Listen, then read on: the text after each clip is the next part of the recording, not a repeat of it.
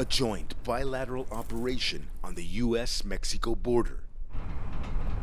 Ciudad Juarez municipal police work alongside U.S. Border Patrol agents. They're searching for undocumented immigrants and migrant smugglers. It happened the day after U.S. Vice President Kamala Harris visited El Paso and tried to refocus the immigration debate on the root causes of undocumented immigration. Since the fiscal year began last October 1st, U.S. authorities have arrested more than 1 million undocumented migrants trying to enter the U.S. from Mexico. Reuters reports that's the highest number in more than 20 years. In an exclusive interview, the chief of police and public security for Ciudad Juarez says in this city, once plagued by drug trafficking and related violence, migrant smuggling has become more lucrative. $20,000 can be had in just a few hours. That's how long it takes to smuggle migrants across the border. If the smugglers try selling heroin or marijuana, they'll only get a few dollars for each dose.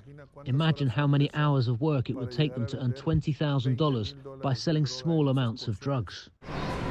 When record numbers of migrants passed through Ciudad Juarez in April, city officials decided to transform this basketball gym into a shelter. They installed 400 bunk beds. A doctor is available to check if they have COVID-19 or other ailments.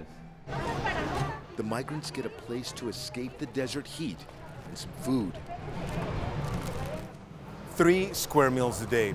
It makes all the difference in the world for these folks. The food is coming from the federal government of Mexico.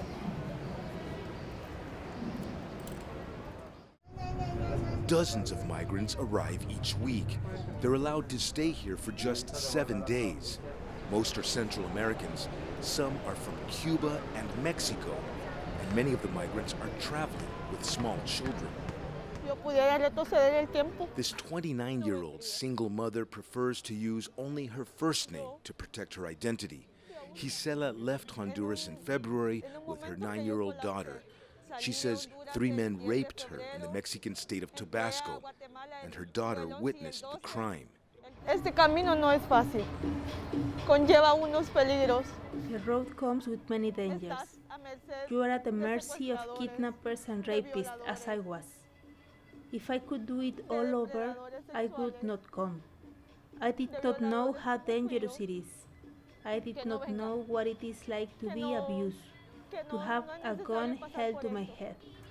But I did it to protect my daughter. Every person we spoke with here has similar horror stories to tell.